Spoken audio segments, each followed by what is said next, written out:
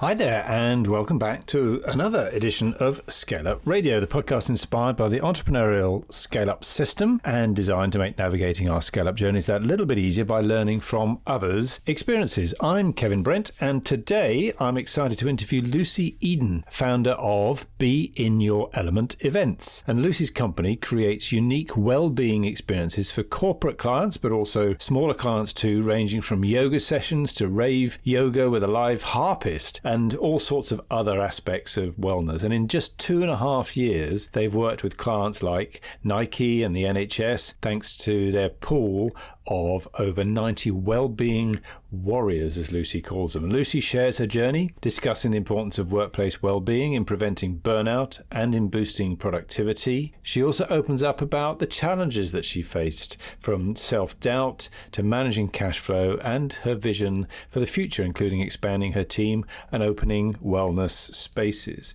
So make sure that you don't miss any future episodes by subscribing to ScaleUp Radio wherever you like to listen to your podcast. You can also nominate a guest for ScaleUp Radio if you know someone with an interesting scale-up story like Lucy's, and you can find out how in the show notes below. So for now, tune in with Lucy for an inspiring conversation on making well-being a core part of our business's culture.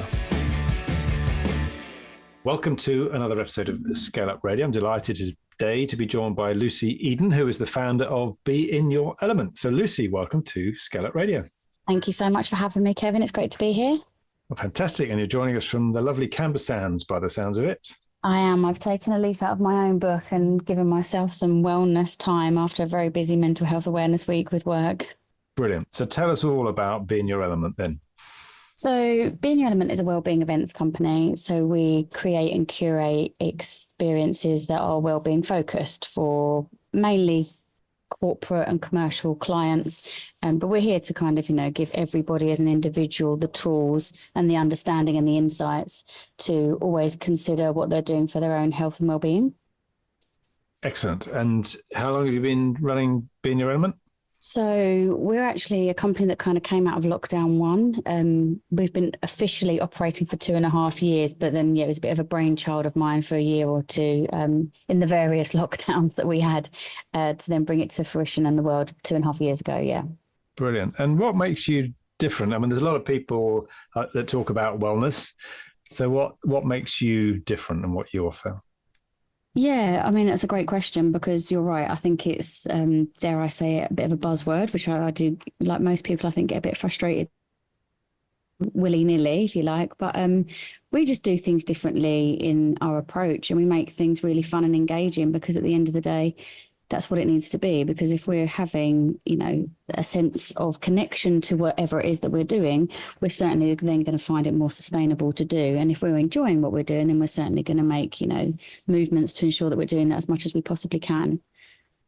Excellent. And you've got a pretty impressive client list for somebody that's only been going for 2.5 years. So tell us about that. Tell us what sort of stage you're at with your scale-up journey. Yeah, that was an amazing day actually, when there was a particular ideal client, when you kind of dream of it, you manifest it, you do the vision boards, whatever else everybody does. But Nike was one of mine, and to have them put their trust in us and to do events with them is incredible. NHS was another one that I kind of really wanted to work with just purely on that level. Nike, I guess, are, trailblazers, trendsetters, they're innovators in their wellbeing space anyway. So that was quite a humbling opportunity for us. And then NHS, I just found that so rewarding because it's something that I'm very passionate about, helping frontline workers who don't always get the time, the investment and the belief that they need it more than, the majority of us really. So they're just two of our clients. Then we just work with a really lovely mixture of clientele through, the commercial, the corporate world, either working, as little as a couple of people in a team, because I'm very passionate about that. I'm very passionate about helping smaller companies that are just building their company culture and these kind of, this wellbeing journey. They might be hesitant to take a step on the right stepping stone because I don't know where to start. But my motto is always, there's no bad place to start, just get off the starting line. So we work with, from as little as 10 people and we right up to 10,000 people. So anything and everything in between really. Very good. And how do How do you make money? How does the business model work for you, especially with that sort of big range of types of businesses, sizes of businesses that you might work with? Yeah, so our offering is a bit of a 360 because that's important to me as well. So we're not a talent agent in any way, in the sense that so I should backtrack a little bit and explain the DNA of Being Your Element, but we've actually got a pool of practitioners that we call upon. So I call them my wellbeing warriors. Mm-hmm. That is your breathwork practitioner, your yoga teacher, numerologist, astrologist, you name it, we've got it. We've got over 90 of them. Okay. That's why it took me a couple of years before I said hello to the world, because I had to have a really structured team of people behind me. So I obviously offer what I can bring, and I'm a mindfulness and meditation teacher, and I do something called macrame, which is an arts and crafts form. So we come together, and we sometimes do arts and crafts and things in sessions. So all of us practitioners, we all bring something to the table, and Being Your Element is that 360 where we find out where the client is, find out where they want to be, find out what's worked well, what hasn't worked well. Then it's my job to identify how we can steer them in the right direction, and then I pull on my pool of wellbeing warriors to get them there. So how did you build up such a large number of warriors to be able to do that? Yeah, it took me about 2 years to get I had about 30 when I said hello to the world. So yeah, 2.5 years ago, we started with about 30. And I was I'd already been in a wellbeing space personally. I was just very passionate about holistic health. So I kind of knew some people, and then it's such a wonderful world because it is a bit of an energy exchange. So people knew other people, and you should chat to so-and-so. And then it just grew. And then when we went out to the corporate world and we were doing the things, a lot of people were like, oh my goodness, my friend, she's a Pilates instructor. She'd love to be part of your movement. And then so-and-so, Dan does this. So then it just grew quite rapidly. In 2.5 years, we went from 30 to 90. We've actually got a waiting list now because I can't take any more because it's quite a job within itself, because we obviously look after our wellbeing warriors as well. So we've got a bit of a community. We get together and we do things. So yeah, it's kind of on both sides of the coin to look after everybody's wellbeing, really. And do they pay to be one of your warriors? So no, they don't pay to be. No, not at all. It's just we obviously just make our money on our services. So we make our money on our time that's been put into the client's job, and then we'll have a commission. We basically ask our warriors to be as efficient with the rates that they give to us to make it more kind of affordable for our clients to then pay, our fees as well as their fees as one. Great. And what are some of the lessons you've learned about building a community? Because there's quite a few businesses that we work with trying to build a community, and it's not always that easy. So tell us some of the things you've learned about building a community. From the wellbeing side, do you mean like the warriors more than the client? Yes. Yeah. Yeah. Because the client side, I'm still very much learning all on that one, because that one's quite a hard one to do.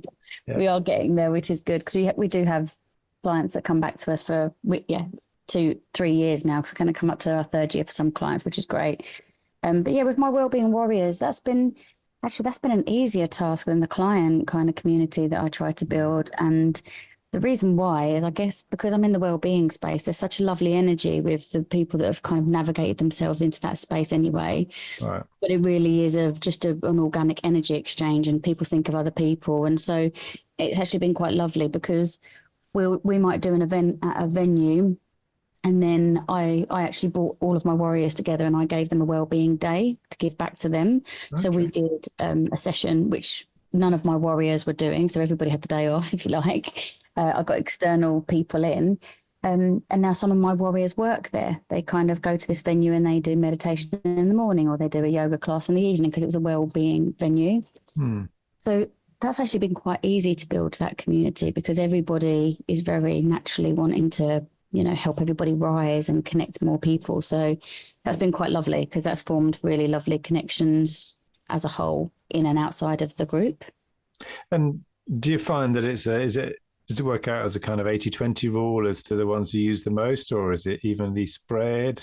No, that's a great question. I think, it probably is about 40-60 or something like that, because I find as well with clients, they don't, some things that they're put off by, because we've got another unique element of our offering is we have quite a traditional offering versus quite an alternative. So yoga is a really good example for that, because we have your hatha yoga, your yin yoga, your traditional, and then in between that we have rap yoga, rave yoga, disco yoga, 80s yoga, ballad yoga, live harpist yoga. So The live what yoga? Sorry, live there's a harpist. live harpist, yeah. So she Oh, plays the harp while the other lady wow. teaches you the yoga. So it's a really, eclectic mix. Excellent. Oh, very, very good. So, so what do we need to? What do we need to think about then if we're an employer, if we're a business owner of a small and medium-sized business, as that's the majority of people that listen to this program. What sort of things should we be thinking about with wellness, and why should we bother? Why should we bother? Yeah, I mean, great question. I think it's a really interesting one when you speak to people in a business capacity. You wouldn't start a business and you wouldn't operate a business without looking at your numbers and without looking at your resources and without having strategy and without having a plan. However, with our well-being, that honestly gets knocked down, doesn't it? Again and again and again, because all these other things come in and it's a priority. But at the end of the day, our bodies are what gets us going, and our minds as well. So they need fuel, they need nurturing, they need the time, they need the check-ins. Another thing that I say a lot to our clients is, as a takeaway tool, because that's another thing we pride ourselves on with the experiences, everything has a takeaway tool. So if you're learning about breath work, then you've learned how to use that in a stressful environment or when you're anxious, etc. And I feel like it's important because you're only one vessel, you're only one being. You've got to look after yourself, mind, body, spirit, the whole shebang needs to be looked after, because if you don't look after yourself, no one else will. So you have to make yourself a priority. And then in that working capacity, for those that look at, sales and figures and strategy and goals, maybe if that's the way that your brain operates, look at that as yourself, as your personal goals, and moving your body and getting the things that you need. Because if you don't, then obviously that's where we find either, a physical ill health or trauma or emotions, breakdown, burnout, stress. People are getting signed off left, right, and centre because they're overdoing it.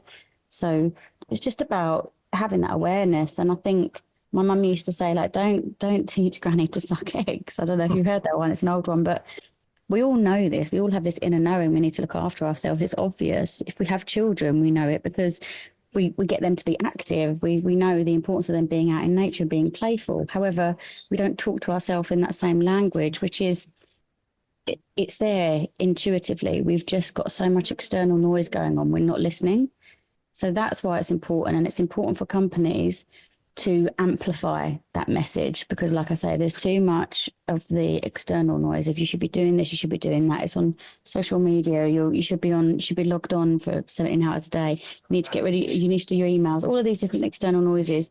It's irrelevant and not important, because unless you're putting fuel inside yourself, and that's with the right food, the right hydration, the right movement, the right thing for you as your outlet, you can't possibly operate in this constant.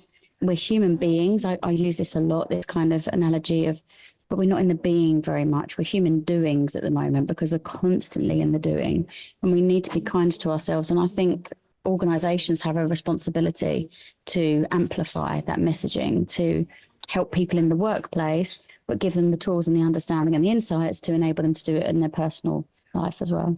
Okay, great. And there's quite a lot of evidence, isn't there, linking wellness with productivity and presenteeism and all of those things? Yeah, loads. And it's an interesting one, because again, we come up with a couple of struggles when we talk with organizations, because facts and figures are what motivate people, right? And it isn't something that you can see instantly, but it's certainly something over time. When you think about, if you have a member of staff signed off, you've then got potentially that role misplaced, and you've got all of the resources, kind of everybody's pinched trying to do, everybody's roles. And then you've got recruitment. You've got to put out for either a recruitment agency. You've got to then do all of the interviews. And then so if you think about how much money that's going to cost you and how much time, surely it's worth implementing slow and steady sessions or wellbeing activities or awareness to enable your team to just keep going on a sustainable level. Yeah, very good, very good. And how do we recognize in maybe in ourselves, but also in our team, that maybe people are struggling a little bit? Well, communication is key, and I think from So as a work environment, it's really important to create a safe space, to create a space where people feel heard and they'd want to be able to talk about it. It's very interesting, isn't it, now that we work in quite a hybrid way of working, because when you'd all be in the office, just by putting the kettle on, Dave might say, hey, how's your weekend been? And, if it's a safe space and you speak well to Dave, then you might, elaborate on whether that was good or bad. And that sharing helps, right? Communication and sharing definitely helps.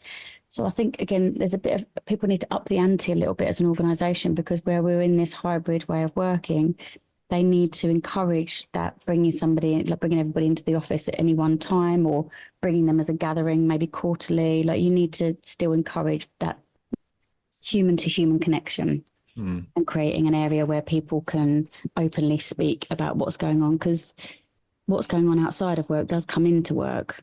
And if we can get them to speak about things that are going on, not only inside work, but outside the work quite comfortably, I think you're helping to just break down some barriers which enable people to be their authentic selves and say, hey, I'm struggling, because they're the words that don't come out of people's mouths. And then, horrific data proves that, we're on the rise for people taking their own lives because they didn't feel that they could talk to anybody about it.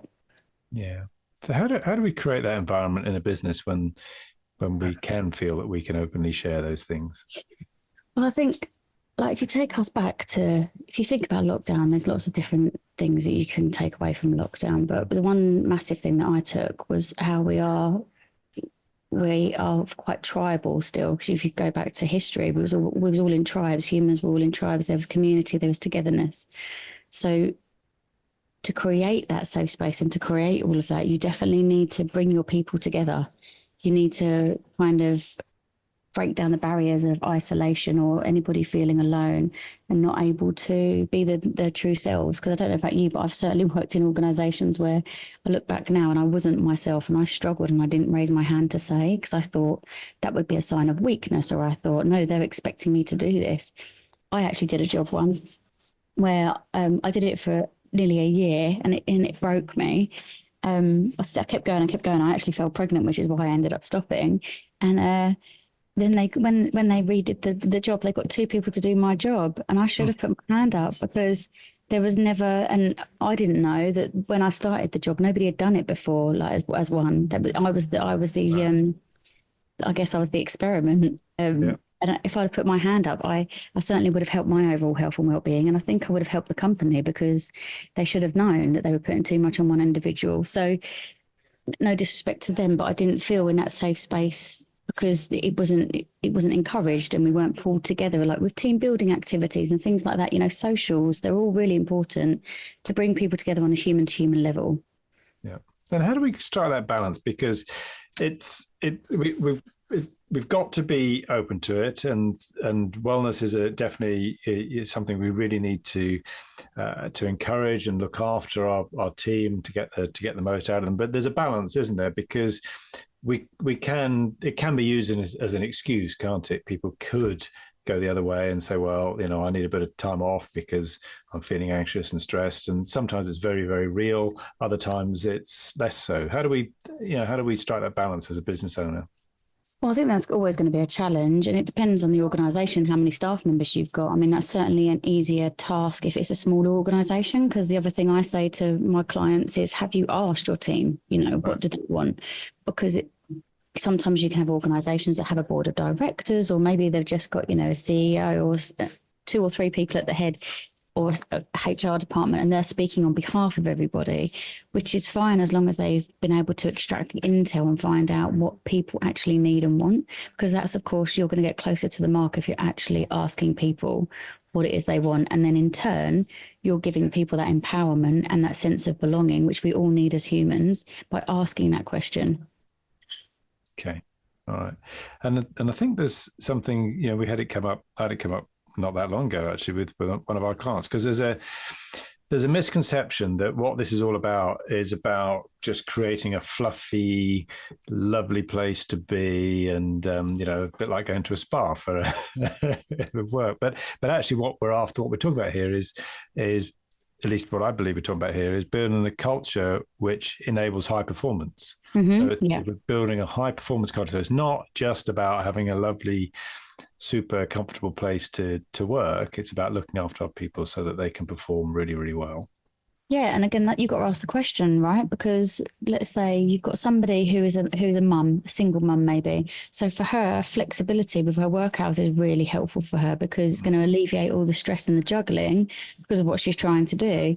But then for somebody else, maybe then we're talking about a gentleman he actually needs to come into the office because he doesn't like the isolation. So he likes to have that sense of, again, belonging and coming into a space. So you've got to find out what works for everybody. And then you've got to really create, that's where line management comes in. And again, depending on the size of the organization, but most people, there's the top and there's the middle and then there's, everybody working, doing everything for the company. But if you've got to have that one line manager, you've got to have that one person that you can talk to, and it's their responsibility to then be your spokesperson, if you like, and ensure that you're getting what you need. Because I feel like there's a long way to go with workplace wellbeing. But the one thing that you've got to not ever forget is that we're all humans and we all have different needs. We have, as intuitively and innately, we have certain elements as humans that we're all the same, like a sense of belonging, being part of, community. But we've all got our individual lives and things going on. So it's really finding out about what that all is for everybody and then trying. And at the end of the day, try. This is the other thing. I think sometimes people can be like, oh, I don't know what to do. Give something a go and then do a feedback and find out, right, okay, how's that working? Like we initiated a wellbeing week and we did this, and this, or we've initiated work 4 days a week, whatever days it is for you, anything like that. And then the idea is you have to put these things into practice and then you need to understand what the results are and how that's kind of settling in for everybody in the team. Great. So you've got a group of your warriors, 90 or so wellbeing warriors. Who's in your central team, in your kind of core headquarters team? Yeah, so it's the magic number 3. So it's me, founder, and then we have Harriet, who is basically my right-hand woman. She's our senior events manager who does quite a lot of the events. And then we have Josh, he's kind of our warrior guru because he looks after all the warriors from an admin perspective and everything, and marketing and our administration and systems and stuff like that. Great. So what are some of the lessons you've learned, maybe some of the challenges you faced in the couple of years, 2.5 years since lockdown that you've been running the business? Oh my God, how much longer is left of this podcast? Oh my goodness, yeah, a lot. There's just been a lot. I guess personally as well, I needed to get out of my own way. It was a very stop-start for me at the beginning because the self-doubt and the just the intensity of it. So before this, I was an events manager. I've been in the events industry for 16 years, for 17 now actually.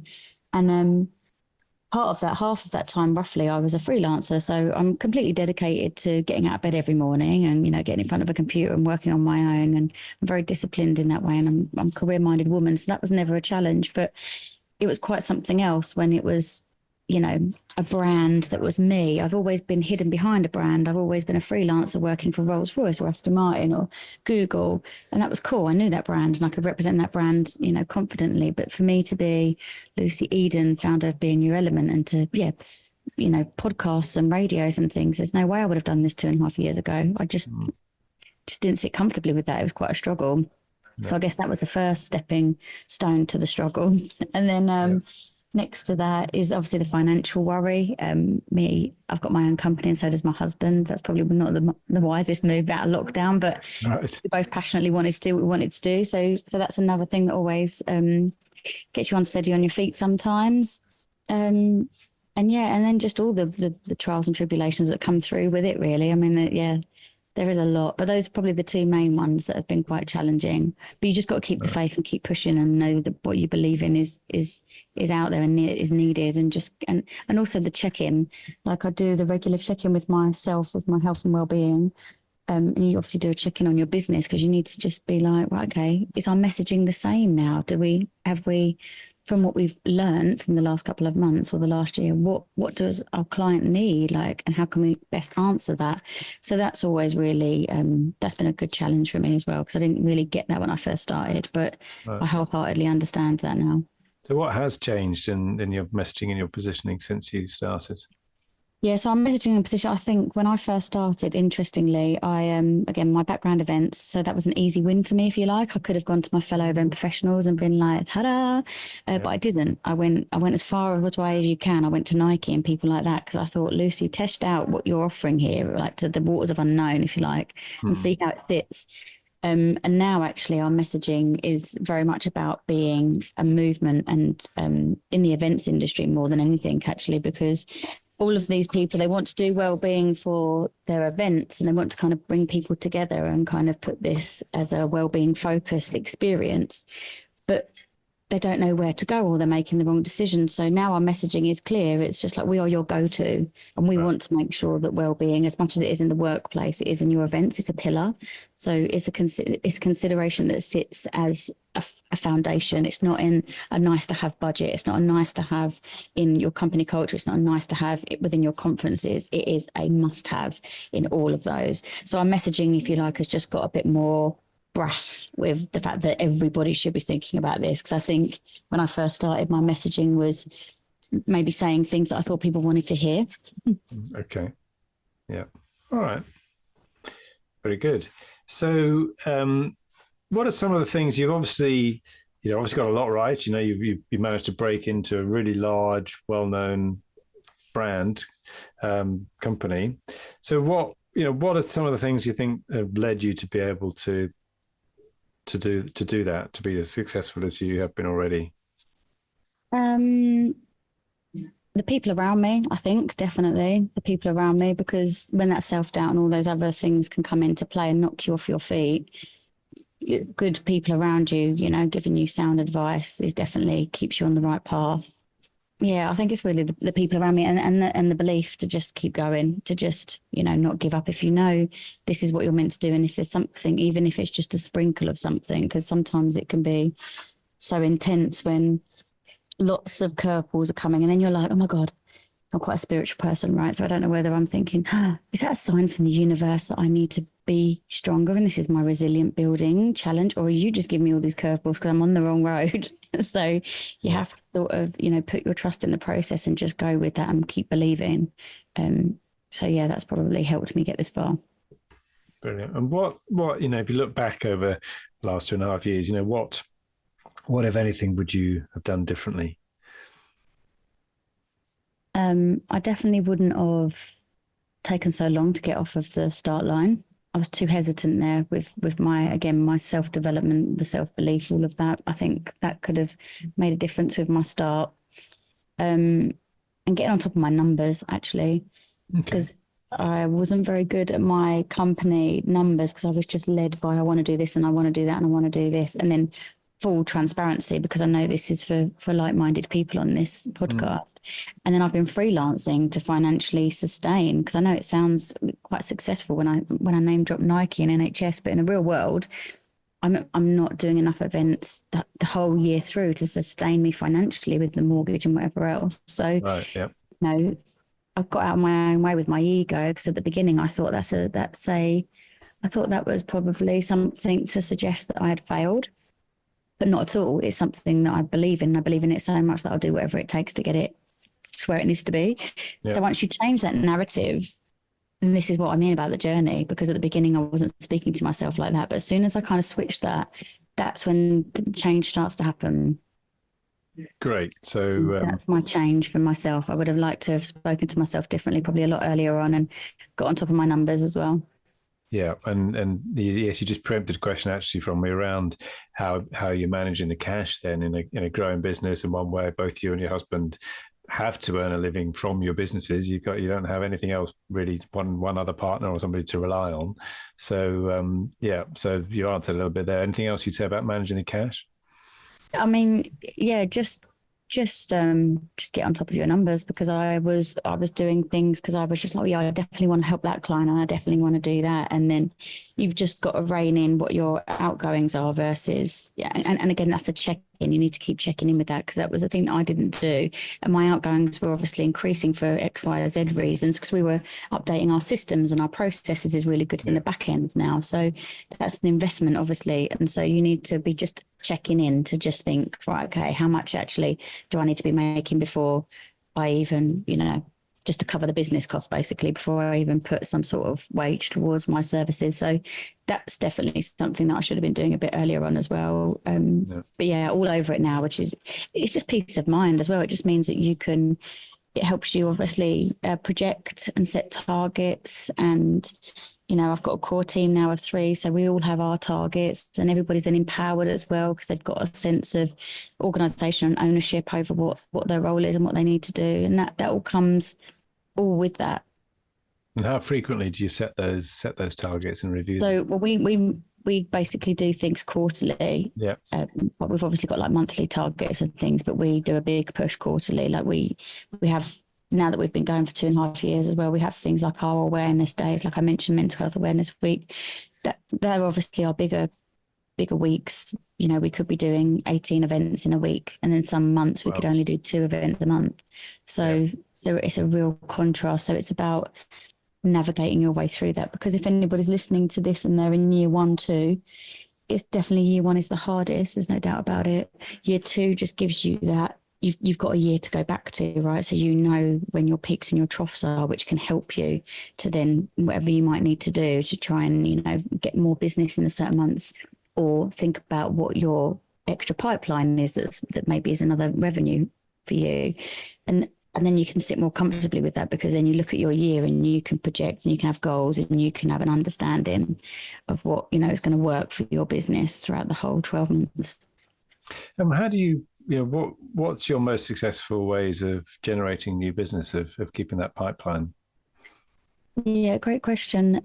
Because it's an interesting one, that, because with my company and the way that I work, events, exhibitions is really good for us. It's a great way to get out there, and that's how I created such a large database that we've now got, and we send them newsletters and things. So, and business comes off of the back of that. So that is really good. But, you know, also at the same time, I've got one where I've got Nike, basically. That's where I met them.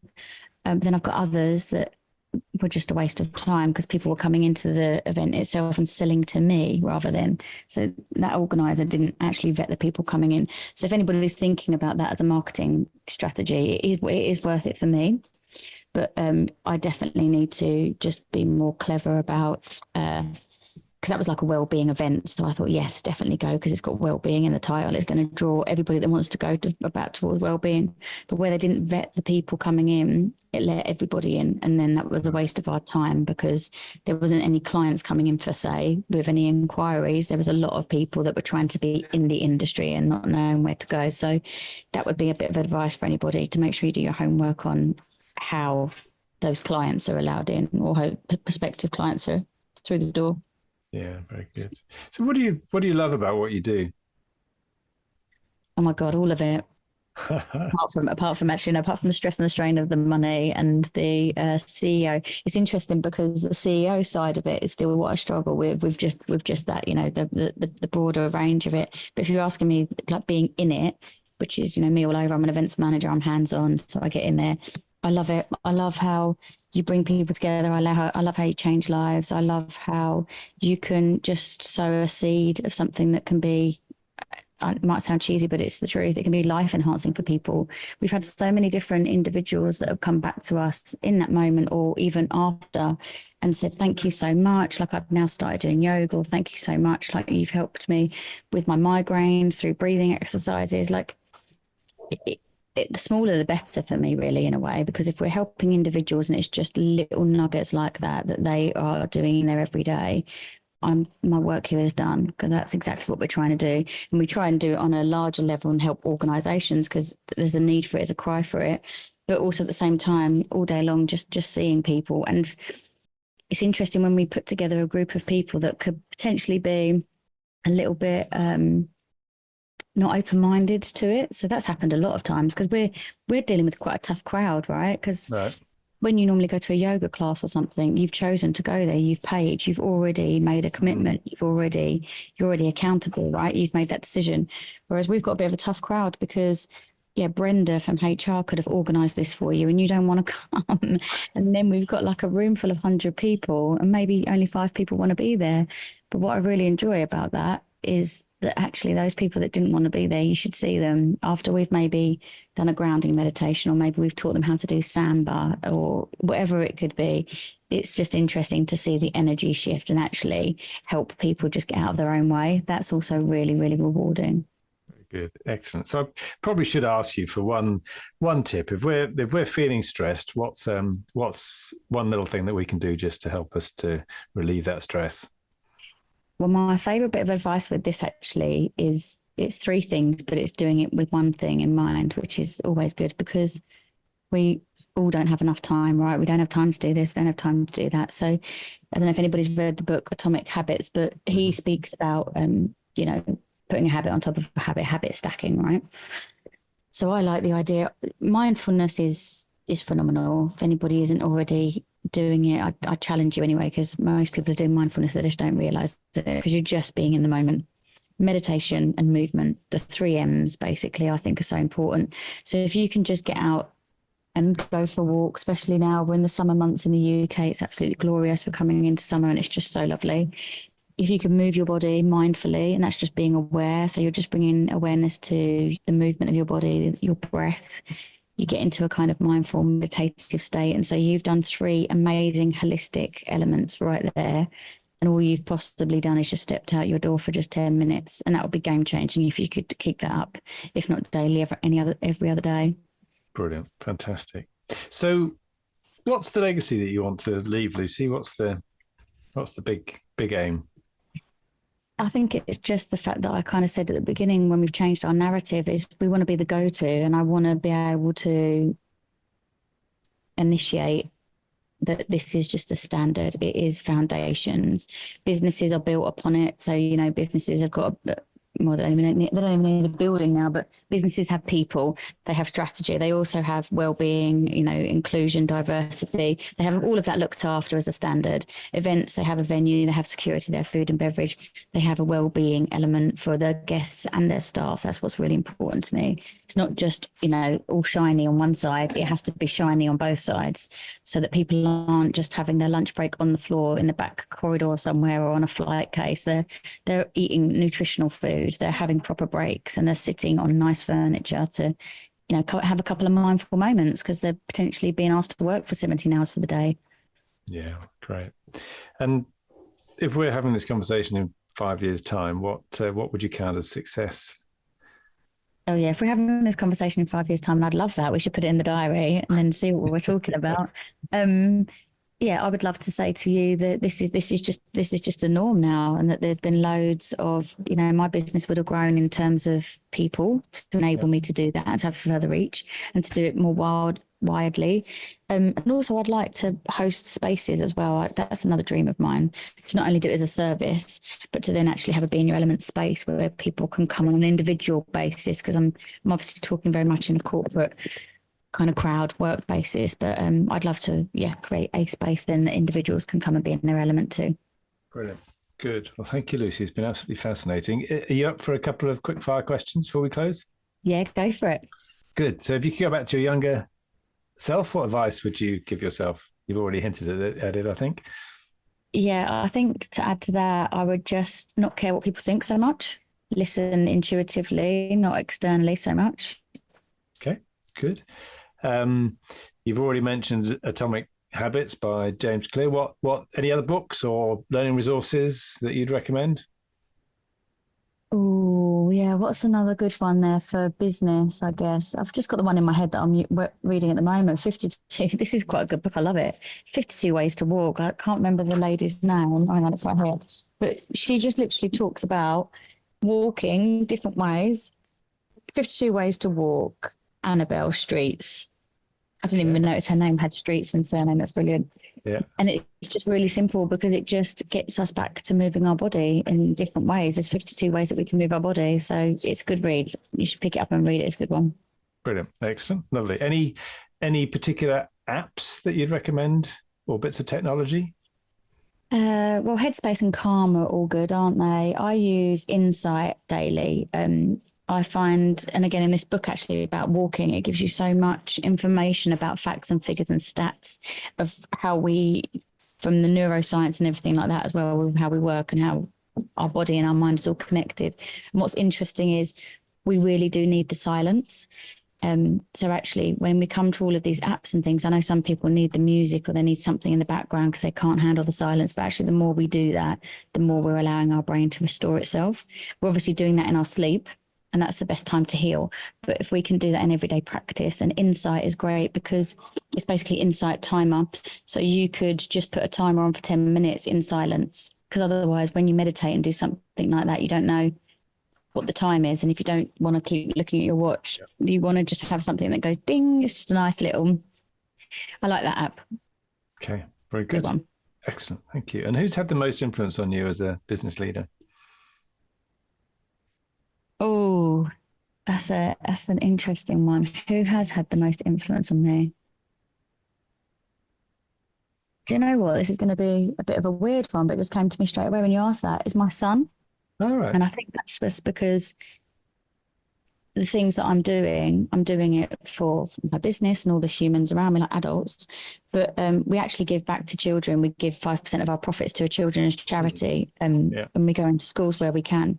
And I think I am the person I am, and I'm so passionate about the changes that I want to make is because it's the next generation and the generation after that. We need to build a better place for everybody because how we're operating isn't sustainable.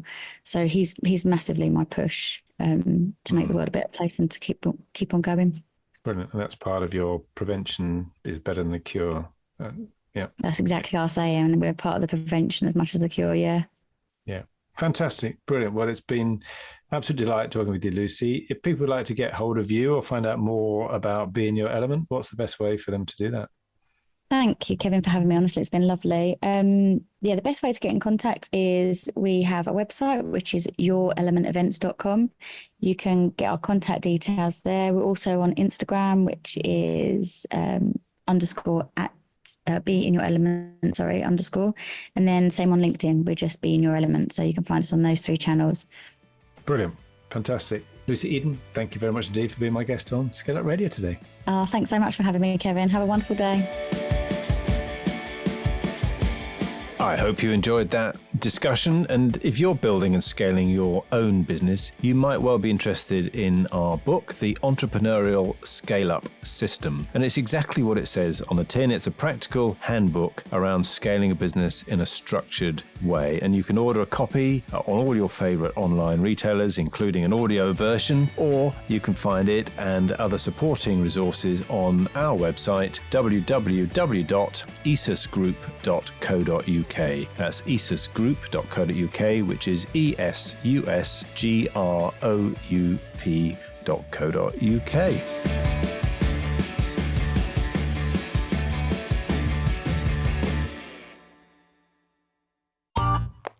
This has been a Monkey Pants Productions podcast.